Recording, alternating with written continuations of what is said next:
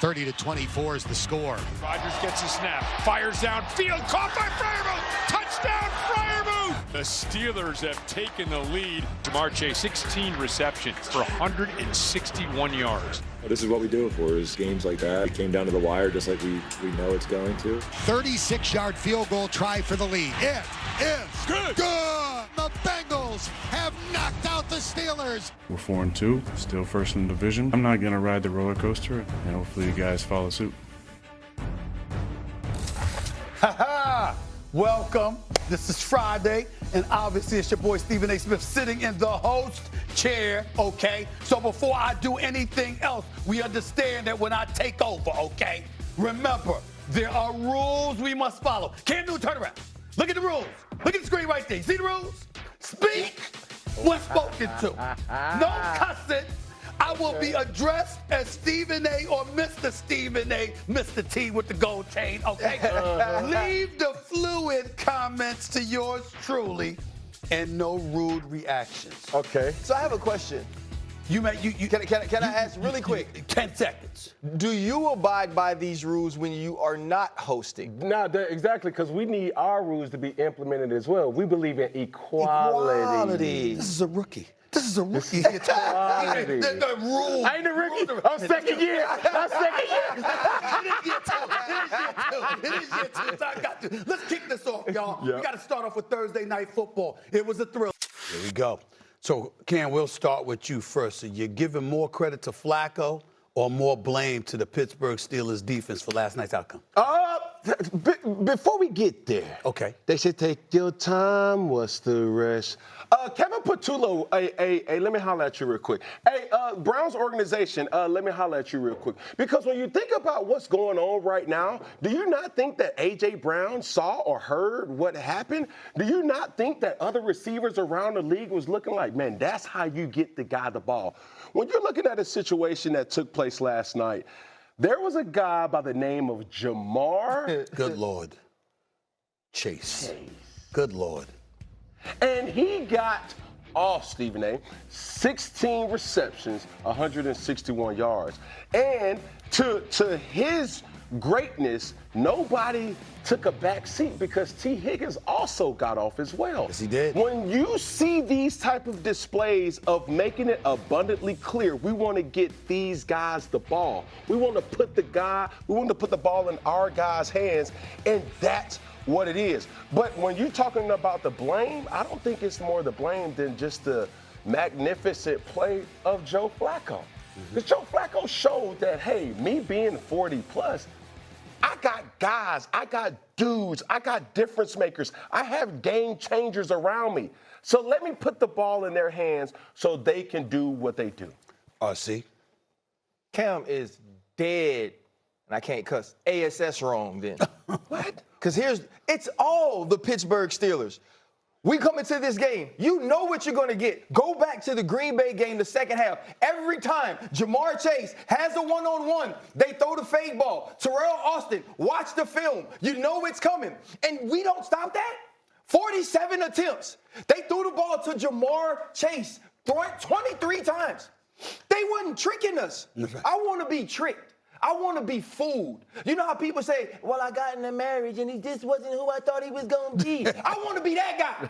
I want to be the person that got tricked. I don't want Joe Flacco at his age to pass the ball 47 times, 342 yards, 3 tubs, and when Aaron Rodgers pulls a rabbit out of his hat, because it ain't on him, when Aaron Rodgers pulls a rabbit out of his hat, you got to go get a stop.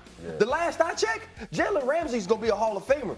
Last I checked, T.J. Watt is going to be a Hall of Famer. We went out and paid money for Patrick Queen. Cam Hayward is going to be on that list as well. Joey Porter Jr. is an up-and-coming star. Somebody got to stand up and make a play.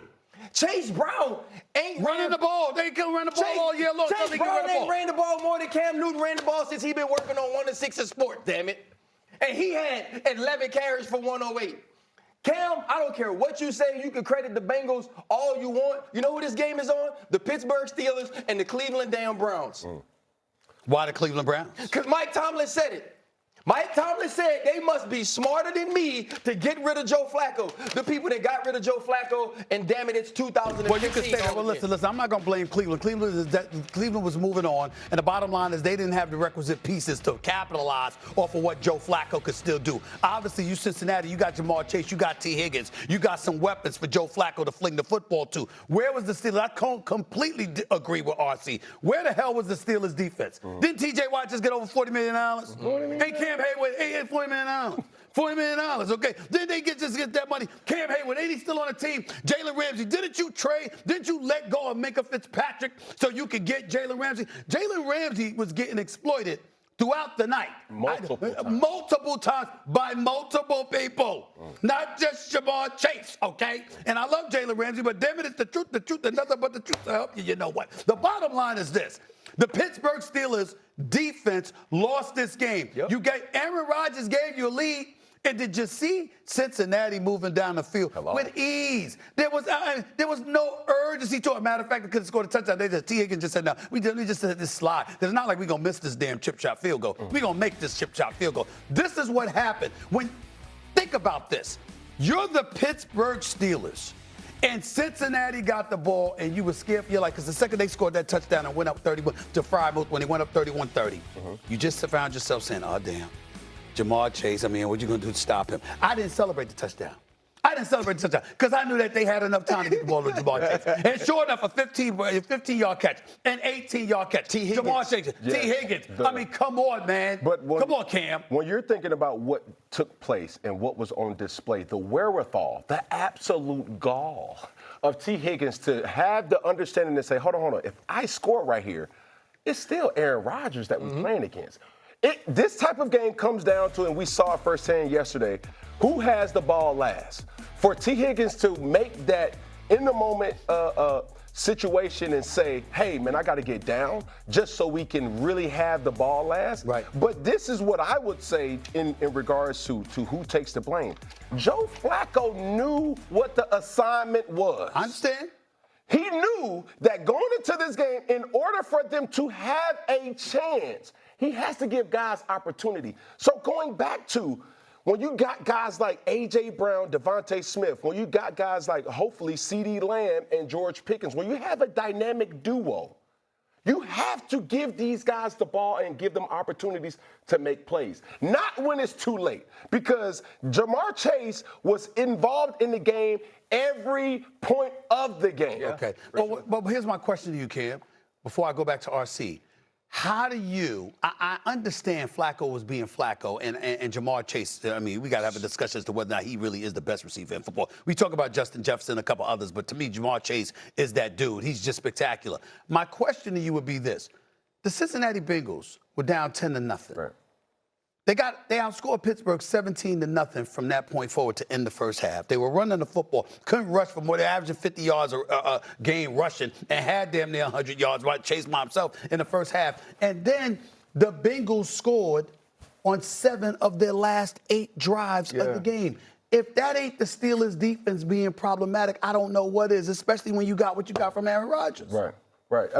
That's something to consider, but it's how they did it, though.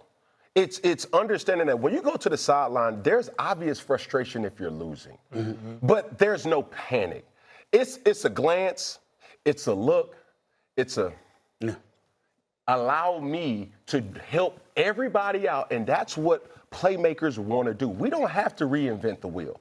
Man, give me something so I can now put the whole team on my back, though. So RC, what do you find yourself wishing the Steelers had done defensively? I'm talking about, obviously, we want stops. So I'm talking about specifically. What should they have done? I would have wanted them to do a lot of stuff, but this loss is on Mike Tomlin. Go ahead. Mike Tomlin, to me, is one of the greatest coaches of this era. He has failed this team, especially on Thursday night. When you're a great coach, you're supposed to get your team prepared to win the most important games. You often highlight not having a playoff win since 2016. Yeah. Right? If you're 0-6 on Thursday night on the road in the AFC North, your team needs to understand that. And so when we're up 10 points, we need to lock in on our focus. When we're up 10 points, we need to hold our shell on defense so Joe Flacco can't see us spin down into one high and understand where he has the one-on-one. Because we saw that continuously through the night. If you're Patrick Queen and Terrell Austin, you have to have the conversation. We can't go backdoor on runs when we're supposed to stay front side because the safety is inserted to the backside of the defense. Mike Tomlin needed to have these players with the understanding that at 10-0, this game isn't over. The offense needs to continue to play. We can't throw the interception to battle. We can't allow DJ Taylor to pull the football out of DK Metcalf's hands. Those things can't happen. And when Pat Freiermuth scores, we got to have a conversation on the sideline that whatever has happened for the first 58 minutes of this game is now over. If we get this stop, we're a 5-1 football team in control of our own destiny in the AFC North and in the AFC.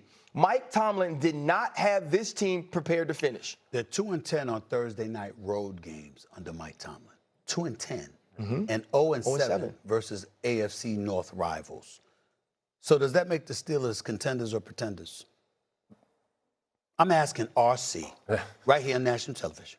I need an answer. This team, the reason the question is hard is because you got to be the polar opposite. I would give them closer to contender than I would pretender. Okay. Right? I've seen this team this year understand defensively how we need to bring pressure in order to get people around the quarterback and create turnovers. I've seen whether it's Nick Herbig, TJ Watt, Cam Hayward. I've seen all of these players defensively make the plays they need to make. I see 2 sacks from Jalen Ramsey. Aaron Rodgers is obviously exactly who they acquired him to be.